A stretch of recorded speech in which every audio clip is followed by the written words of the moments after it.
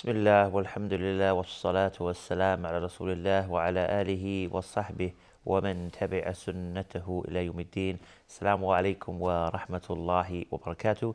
And welcome again to another episode of your weekly Islamic chat show, Guest of the Week, coming to you from Sharjah Television. I'm your host, Ismail Bullock.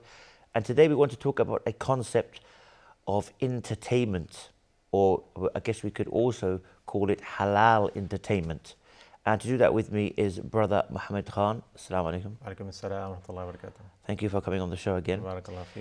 Now, as I mentioned to the viewers to start with the introduction there, we want to talk about entertainment in general and, of course, halal entertainment.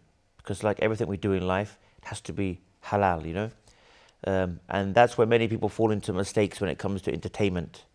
Or sometimes the shaitan can trick them to think that the best entertainment is haram, you know, and they're missing out. So today, I mean, first of all, we'll just start off by discussing what is entertainment.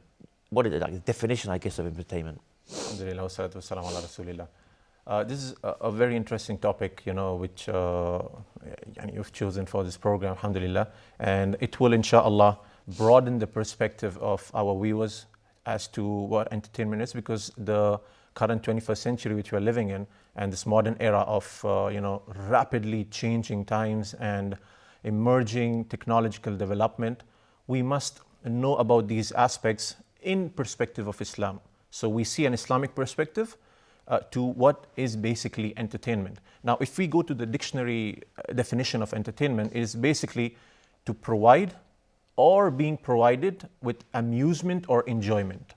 This is basically the technical definition of entertainment. And if we read in the Oxford, at the bottom, when they explain a definition, they've mentioned there that everyone just sits in front of the television to entertain themselves. So now what we will be discussing on this episode is about entertainment in general, as well as what are the halal options and what is the Islamic perspective of entertainment. Now the problem is that a lot of people, they have very confined definitions of entertainment. Like people have confined entertainment to a very narrow definition. Like few things in the list which is widespread or which is well known is entertainment for everyone. And subhanAllah, if we see that as technology develops, back then, say 50 or 150 years back, the things which are considered to be entertaining now were not actually even present. So does this mean they were not entertaining themselves? Which is not the case. So we will see that what is this delusion of entertainment and what exactly is the Islamic perspective of entertainment, because we need to see and we need to strike a balance, as Islam is a religion of which is a religion of fitrah, a natural disposition where it caters to our physical, psychological, mental needs, and all what is required for a human being to survive on this earth, in terms of fulfilling his pleasures through appropriate channels, in terms of his mental well-being, psychological well-being, spiritual well-being, and so on and so forth. And this is what we derive from the Quran and Sunnah and the life of the righteous predecessors. And it's actually very pertinent or very relevant, because we've been going through this whole coronavirus pandemic, and this has made large periods of time where people have either had to stay at home, or even still they're trying to stay at home. So we find that people have turned to certain platforms, without mentioning any particular names, certain platforms of entertainment where you can view movies and TV shows right from your television. As we know, all the TVs come built in with these platforms now. So you find that people have maybe been spending their whole day entertaining themselves by watching these various platforms. So this is also important to mention, the halal and the non-halal, haram aspects of this, because so many people now are spending their time in front of the in front of the TV, as they say. That's right. And to begin with, like if we see first and foremost, like the primary concept which we as Muslims should have, or even as human beings, is that we set our priorities. Like what is our priority in life? And we fulfill those responsibilities and priorities. Now, if we look at the Quran, there is a purpose for us.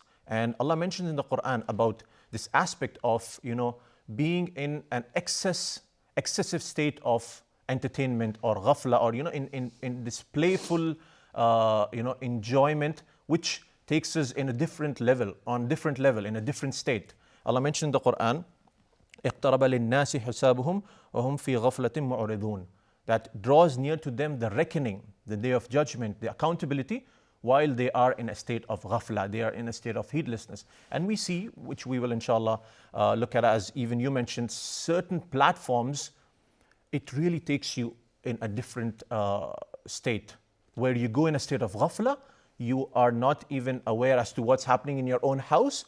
One is completely out of his mind, and then he cannot manage things in his life, or spiritually, or mentally, and then problems start occurring, which we will see inshallah from evidence. You mentioned that the verse talks about that people's hisab, their reckoning or their judgment, is getting closer. That reminds me of the statement of Umar radiallahu anhu, where he said, "Hasibu anfusakum qabla an tuhasibun." Like, bring yourself to account before you are brought to account. So, of course, we must reflect and we must look at ourselves and how we're living before we are going to be judged. So we have to judge ourselves, right, to make those improvements, to make sure what we're doing is correct before we are judged. And a lot of this daily life involves entertainment, let's be honest. True. Most of us, on some part of our day, we have something that may be entertaining. Right. So it's important that we make sure that this entertainment and this daily life, that we're doing it in the correct way. And the problem is that there is now a word coined for this problem that is called instant gratification, and there are academic researches done on this, that how this instant gratification leads to problems. Now, so for example, this instant gratification is basically where you try to fulfill your desires, or you try to please yourself instantly, because now we have technology and everything is on the fingertips. Like, you want to watch something, it's there. You want to buy something, it's there. You want to eat something, it's there. So instantly, people, they want to fulfill their desires. And sadly, a lot of people, they don't see if it's permissible, if it's not permissible. Instantly, people want to become millionaires overnight. Instantly, people want to, become scholars overnight, just by looking at few videos or reading some books. Now they are the shuyukh, they can refute, they can, the sad reality. And this is because of the media we have. Just imagine 50 years back, or even less than that, 30 years back, if a scholar wrote a book, so for a layman to get up and give his opinion, which is out of ignorance, was not possible. But now, it's very easily there. He can make his own blog, he can make his own channel, and he's out there, trying to deviate people about his own, through his own deviation. So this is the sad reality. When it comes to instant gratification, there is a research on Psychology Today, which says basically, in summary, over-reliance on instant gratification behaviors can create problems by changing our brains, distracting us from more meaningful pursuits, and leading to destructive financial, social, and health outcomes. This is a recent in 2019. It's there on Psychology Today. These are the harms where in our social life, in our financial life, in our social makeup, basically, it can cause a lot of problems, because people want everything instantly. They don't have patience. And the quality, which is always throughout the ages glorified, the quality of patience is lost, basically. People, they lose on this. They don't want to be patient. Like if a calamity comes, people want instant solutions out of it. People want to be, out of it instantly, not seeing that, okay, what are the benefits, how you're supposed to be patient, and so on and so forth. And similarly, there was a very famous research study done in 1960s at the Stanford University. This was done by Walter Mischel. This famous Marshmallow Experiment, it's still there on some social media platforms. In 1960, what he did, he got some 4-year-old kids in one room, and he kept one marshmallow in front of them. And he told them, if you eat this now, you get this one marshmallow.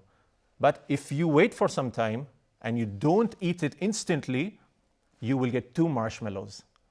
And this research, now it's like almost taught in most of the psychology, the academic studies about this study. And what happened is later on, after 10 years, when these students, they went on in life, they were more academically intellect.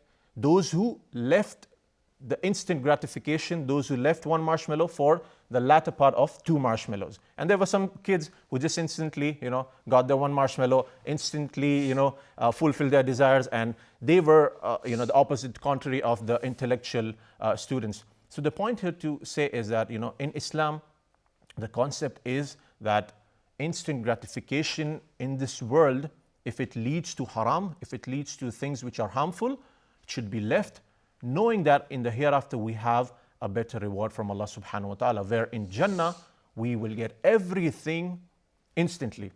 In Jannah we get everything, without even making any effort for it. We just think about it, imagine, desire it, and Allah subhanahu wa ta'ala gives it to us in Jannah. So we need to keep this in mind here when we are living this life, that this life is a journey, this life is very short, and we are not here forever. Therefore, for us to think that we can entertain ourselves in all aspects of this life and enjoy all aspects of this life, this is a false notion which we must rectify and we must come out of for us to be better in this world. Now, some of the delusional concepts which even at the beginning of the program you've mentioned, that we have the entertainment of films and serials, and then you have these unimaginable reality shows, then you have these comedy programs, and you have dance shows, destructive games and reality games and dangerous game shows, and so on and so forth. You have a lot of these things which are there as entertainment. And people think just from this narrow perspective that whatever is shown to them, say whatever is basically famous and whatever is shown to them through media, through news blogs, through celebrity profiles and pages, they start considering this to be as entertainment. Now the problem of these entertainments, which even you mentioned in the beginning, is not only about indulging into haram, but there is a harm from a physical as well as a psychological perspective. Now, let me put this also here.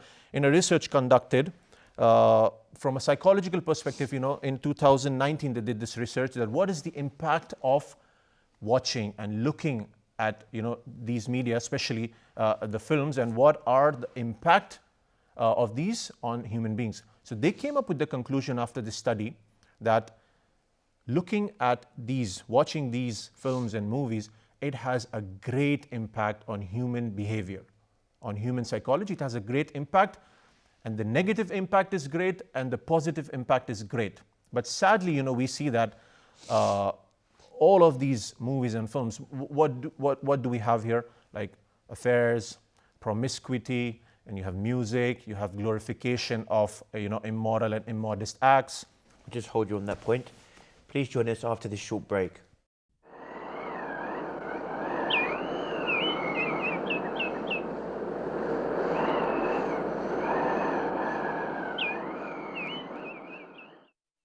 Assalamu alaikum and welcome back.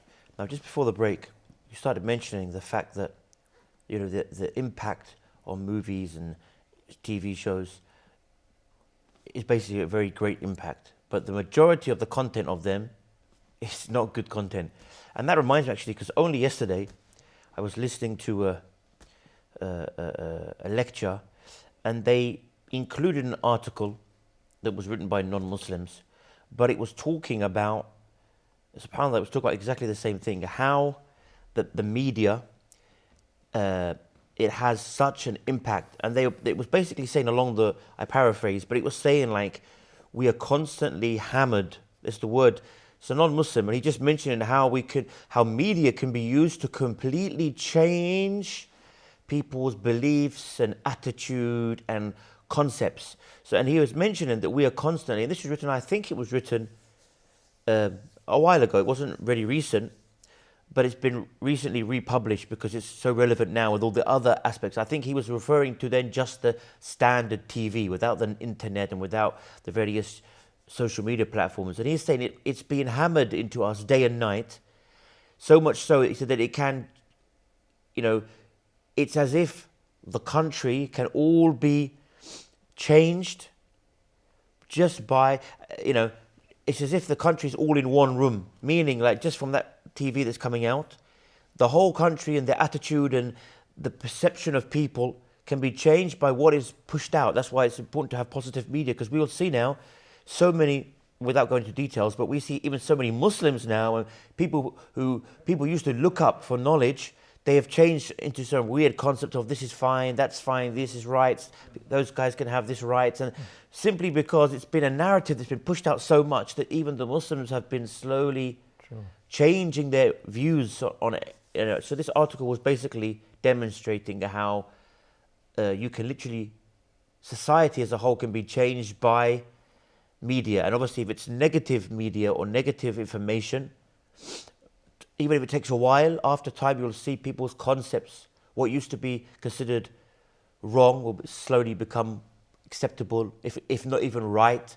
What people used to think was something which is bad, moral, all of a sudden becomes okay. So this is also, we can relate this to today's topic on what kind of entertainment are you watching. If you're always watching whatever you please, it's going to have a negative effect sooner or later. That's right. And, we know that even in psychology they teach that something which you read or something comparatively to what you watch and what you listen at the same time has a greater impact. So for example, now just to give a real life example of how good media can also impact. So now, say for example, this program which we're doing, inshallah khair out of this, and whatever whoever is watching this can have a better impact than what they read. So if they read something or if they watch an episode where they can see and listen at the same time, this has a greater impact. Now, therefore, what we need to see is that what are we watching and how are we entertaining ourselves? This is very essential. And because sadly now it's very confined to digital media. And I believe we have discussed this before about the pros and cons of social media. The viewers can watch that. But however, now we must channelize our efforts in knowing as to what is right and what is wrong. And this is the responsibility of every one of us, because we are shepherds of our flock. Yani the Prophet ﷺ, he told us in an explicit hadith that every one of you is a shepherd of his flock and they will be asked about their flock. So whether it's a woman in the house, whether it's a man of the house, or whether it's the children, everyone are responsible in some way or the other for their family members, for the society, for what they see and what they promote and whom they interact with, and so on and so forth. So everyone must know what is right. And we are basically in this short episode are just going to touch on some guidelines, and inshallah hopefully this will help people. So moving ahead with the fact that this media has a huge impact on our psychology, we need to know what are the halal entertainment options and what is basically halal entertainment.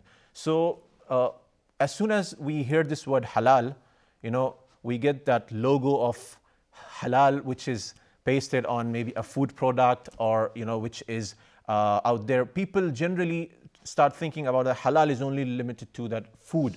When we go to a fast food restaurant, we ask for halal food, or when we go buy some chicken or mutton, we have that halal logo. Basically, if we were to define what is halal in a simple translation, it means permissible. Halal means permissible. And therefore in Islam, everything has to be halal in which we indulge, whether it's food, it's clothing, it's entertainment, whatever the case might be, it has to be halal, it has to be permissible. And just quickly, if we were to touch upon basically the 5 categories which we have in Islam, the first is the wajib, that is obligatory for us to do. So like fard, salah, fasting in the month of Ramadan, and you have hajj, those who can afford it. So this is fard, this is obligatory, and if you do, you have to do it. If you don't do it, you're sinful. Number 2 is mustahab, which is recommended. So if a person, he does that, then he gets extra reward. But if he doesn't do that, then inshallah he's not sinful or accountable in the sight of Allah subhanahu wa ta'ala. Like, say for example, praying the sunnah prayers apart from the fard prayers, or other sunnah acts which are technically defined as sunnah. Inshallah, this is not a problem if a person, he's not missing it regularly. Number 3 is mubah, optional. And this is like things we wear, things we eat, things we indulge in, and even the entertainment we have. It's optional, it's mubah. You do it or you don't do it. It doesn't really matter. Allah subhanahu wa ta'ala has given us this leniency. Allah has given us the scope to choose. So we differ in terms of our nationalities, our backgrounds, our societal makeup. And some people like certain things in terms of clothing, food, entertainment. Some people like some other things. So alhamdulillah, Islam is broad and it accepts all what is permissible, and it allows us to have. So this is mubah. Then you have makruh, which is disliked, disliked basically. And the last category is haram, which is forbidden. So if you do a forbidden act, if we do a forbidden act, it is sinful, we'll be accountable and has serious consequences. Whereas not doing it gets as sawab. So drinking alcohol, killing someone, or stealing, all of these things are haram. And if someone does it, he's sinful, he's accountable. And if he abstains himself from doing these things, inshallah, he will be rewarded. Now the point over here to discuss is that halal entertainment, basically, it falls in the first 4 categories. And it's only one category which needs to be left out, which is haram. So fard is permissible, mustahab is permissible, mubah is permissible, and makruh also to a certain extent. We would say, better to leave out the makruh thing. But at least you have 3 categories where, if the entertainment is amongst these categories, which we'll also discuss, because some entertainments are basically mustahab, and we'll see from the life of the Prophet sallallahu alaihi wasallam. And if it falls in this category, basically, we are good to go. And why do we bring this point? To let our viewers know that in Islam, there is a general principle that when it comes to our worldly matters, everything is halal except what is mentioned in the Sharia to be haram. So when it comes to clothing, food, muamalat, if someone wants to do a type of business or so on and so forth, everything is halal except what is forbidden in Islam through Quran, Sunnah, Ijma or Qiyas. If we find something prohibited in this, then it is not permissible to indulge into that. We won't find it in Islam that defining everything in terms of, say, for example, food. So we won't find, okay, tomato is permissible, potato is permissible, chicken is it's not like that. Only that which is not permissible will be mentioned. Of course, with few instances where the Sahaba, they wanted to clarify from the Prophet ﷺ, they asked about certain foods and he clarified, about certain things and he clarified. But in general, we have like 1,000 options, more than 1,000 options. Every day you have something new. We can't even make a complete list of things we have in terms of food, in terms of clothing, in terms of entertaining ourselves, and everything is permissible except what is defined to be haram. So this concept which we want to give our viewers, and if you were to just pick out about food, so say someone enjoys eating a specific type of food, and this is entertainment for them, because we know a large portion of people, they find it entertaining to go and have good food outside, or maybe with family outing and so on and so forth. They can do this provided it's permissible. And when you look at the haram options, they're very few. Like you can just count them on your fingers, like pork, alcohol, dead meat, something which is offered to other than Allah, and few animals, the carnivorous, the wild, ferocious animals, and so on and so forth, mentioned in the Quran and Sunnah. This is like very few. We can like count them on our fingers, whereas the halal options are innumerous. So we shift our mindset, to this positive mentality that Islam is not a religion where it, always tells you that you cannot entertain yourself, you are not supposed to enjoy, and everything is haram. No, this is the wrong notion. The correct idea is that you have more options of halal than haram in Islam. Yeah, that's what we've always said over different topics, that people always have that misconception that everything is forbidden and only a few things are halal. So it's very important for them to realize, like you mentioned, that it's the opposite. Everything is halal until, when it comes to our daily life, until proven haram. But obviously when it comes to our beliefs, our aqeedah, that everything is haram until proven halal. Yeah. So you cannot widely just have any old belief that you want. No, there you have to specifically... Yeah, when it's ibadah, when it's aqeedah. Yeah. Yeah, exactly. But when it comes to your daily life and your living and your food and your drink and your daily, going about your daily life, everything is halal until proven haram. So someone cannot say, I'm going to pray 5 rakahs for Zuhr, and this is haram, because it's mabni. Yeah. It has to be fixed, whatever is prescribed in the Sharia. This is how it works, and it's a simple rule which everyone can understand. When you want to worship Allah, you do it exactly how it is defined by the Quran and Sunnah, and how the Prophet ﷺ, displayed it, and how the Sahaba they implemented. Now, if we see that entertainment is basically a part of everyone's life, and to have some leisure time, to have some time to relax and to enjoy and to be humorous, to have fun, this is completely permissible in Islam. The Prophet ﷺ, when we look at his seerah, when we look at his lifestyle, we get an incident where the Prophet ﷺ, when he was coming back from a battle, he and Mother Aisha radallahu anha, they both raced with each other. And the Prophet ﷺ sent his rest of the people at the front so that they both could be alone. And the Prophet ﷺ told Mother Aisha radallahu anha that let's race. And they raced, and Mother Aisha radallahu anha, she won the race, and the Prophet ﷺ, he lost the race. And subhanallah, this shows us that the Prophet ﷺ, he was loving and caring and kind with his wife. And here the concept of entertainment with the wife, because many times we leave this out. Sadly, for us entertainment is like, okay, it's night out and it's with our friends and it has to be a blast and it has to be this and that. Forgetting that entertainment with our wives, with our children, with our family members, it has to be in a broader perspective, not just limiting to one thing.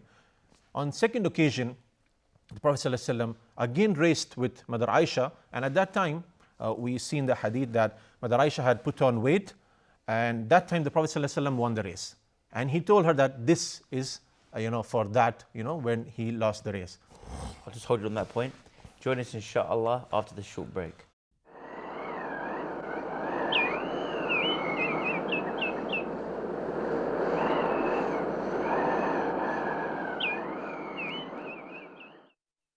Assalamu alaikum and welcome back. And obviously before the break we ended talking about the Prophet ﷺ when he one time raced Aisha radiallahu anha, and she won, and then later on in life he won, and he said this is for that. So joking with her, like I got you back, like revenge kind of thing. Yeah. For that race. So yeah, we were talking about that basically, and giving that as an example on how that's a form of entertainment, and it's important to have this kind of entertainment with one's wife and with one's family. And if we, subhanAllah, were just to derive benefits from this one instance of entertainment, there are so many benefits, like strengthening the relationship with our wives, being physically active, and joking and being humorous in the halal way, and so on and so forth. So many benefits just out of this, and not to forget the status of the Prophet sallallahu alaihi wasallam. He is the best, right? But still, he is entertaining his wife by racing. They're racing each other. Therefore, we as Muslims, if we are students of knowledge, or if there are shuyukh scholars, they must have this wholesome understanding of entertainment, because a lot of youngsters, a lot of youth, they get this wrong idea that Islam is very, it constrains you, it always restricts you. There's no entertainment in Islam. There's no halal enjoyment. You have to go to the jungles and you have to seclude yourself. This is basically not the idea of Islam.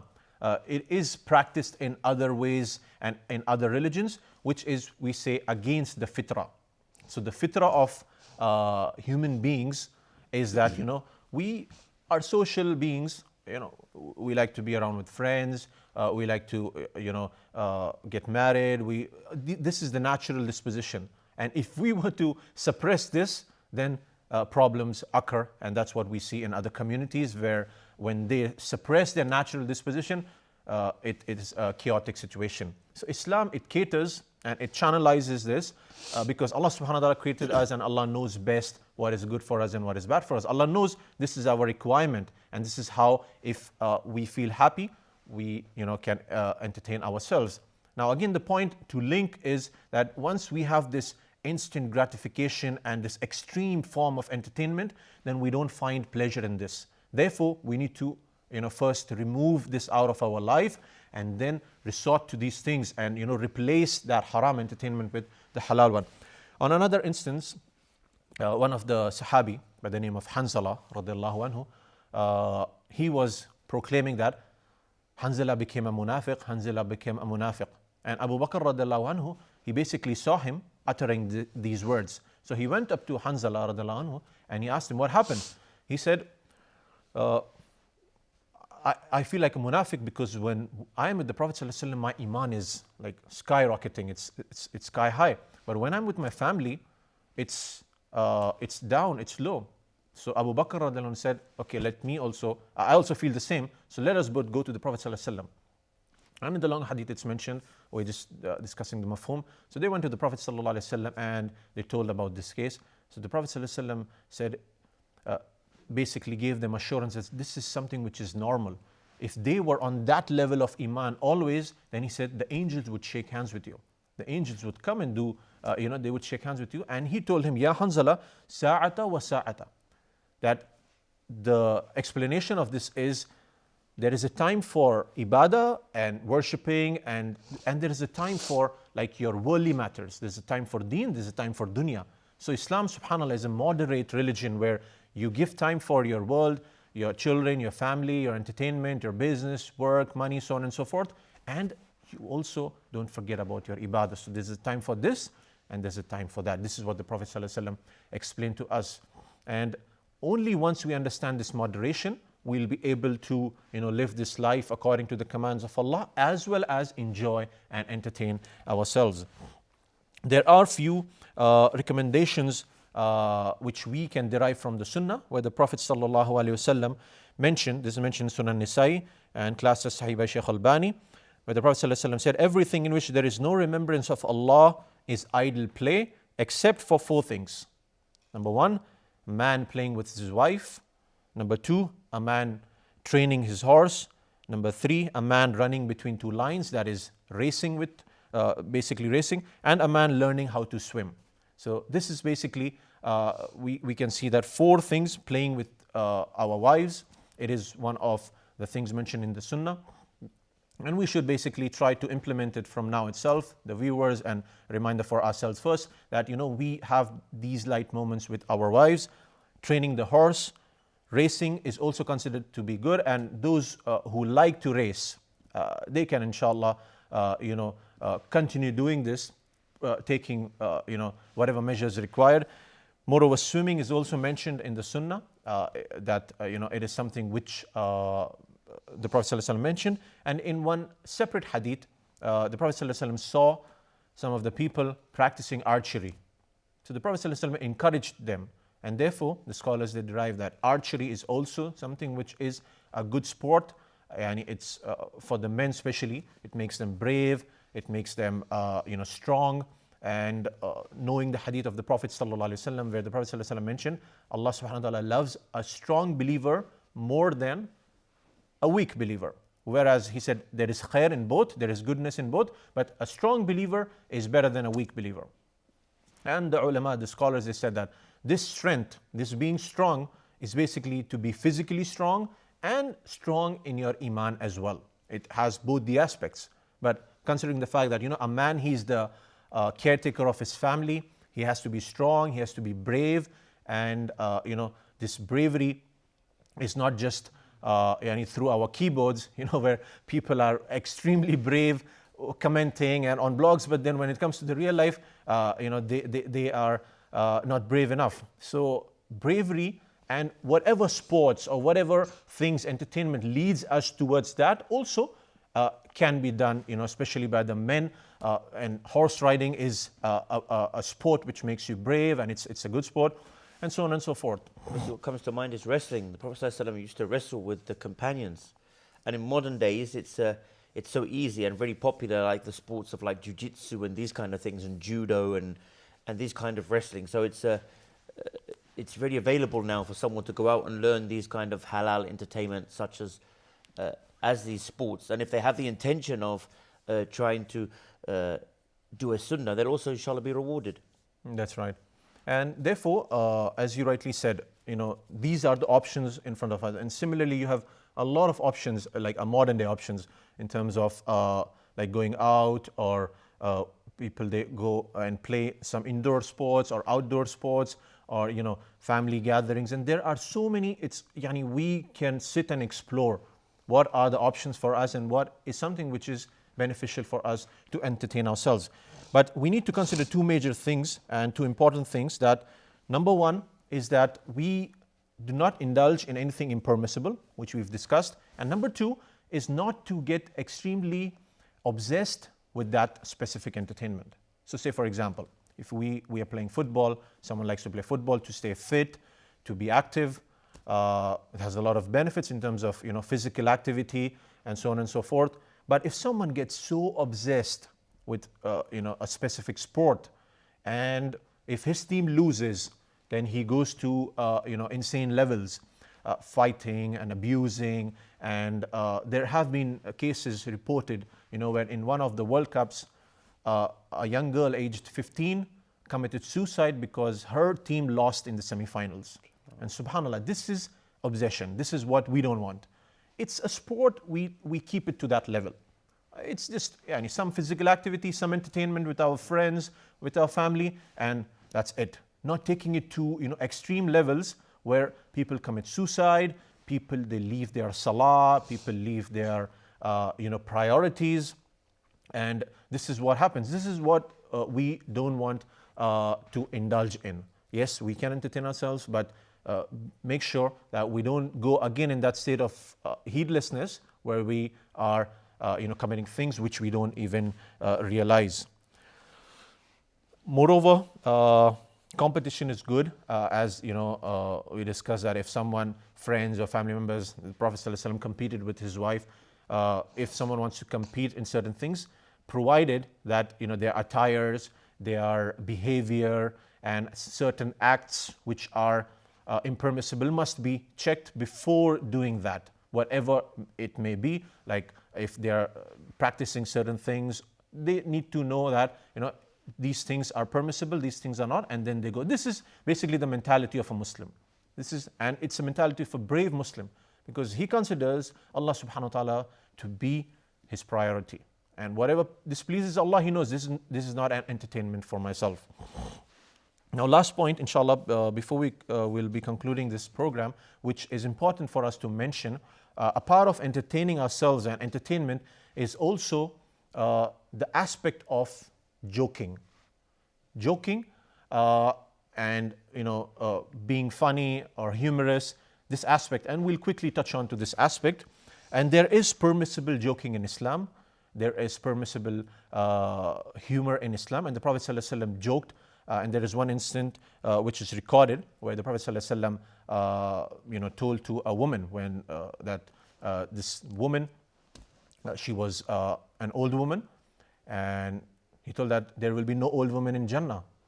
And the woman got worried. Then he said, because everyone in Jannah will be young.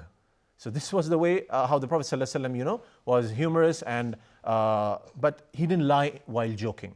There was no lies. There was no abusing others. There was no cracking filthy jokes. And this is something which we need to draw the line. The Prophet ﷺ used to smile. The Sahaba used to laugh. And Ibn Umar radiallahu anhu was asked, did the companions of the Prophet ﷺ laugh? He said, yes, and the faith in their hearts was like mountain. So they used to laugh They were humorous, but then they were within the boundaries of Islam. They didn't cross the boundaries of Islam. So now what we see today, sadly, and this is a form of entertainment for the comedians as well as for the people. You have stand-up comedians who crack joke on everything. They crack joke on people, mocking them. They crack joke on religion. They crack joke on everything. And this clowning is something which is not correct in Islam. We crack jokes. We have humorous times, but not that we take it to such a level, where we are joking all the time and taking us away from the realities of life and the hereafter. The Prophet ﷺ said, "Woe to the one who tells lies to make people laugh, and woe to him." This is narrated in Abu Dawood and also narrated in Ahmad. The Prophet ﷺ said, "A man may say something to make his companions laugh, and he will fall in hell as far as the playdates because of it." So we see that the Prophet ﷺ warned us about laughing and making people laugh out of lying or saying things which are not permissible. And again, we want to make this aspect also clear, that joking about Islam is completely prohibited. We cannot joke about the deen of Allah or the Quran or the Sunnah or about Allah subhanahu wa ta'ala. This is like a complete danger zone, whereas it can even take a person out of Islam. And we pray to Allah subhanahu wa ta'ala that Allah subhanahu wa ta'ala grant us the correct understanding of entertainment, and may Allah subhanahu wa ta'ala keep us steadfast on His deen. Jazakallah for coming on, and likewise to the viewers, may Allah reward you for tuning in. We've had a bit of an introduction and general principles about entertainment, so let's keep it halal inshallah, as they say. And until next time, by the permission of Allah, same time, same place, I leave you as always with the greetings of Islam, the greetings of peace. Wassalamu alaikum wa rahmatullahi wa barakatuh.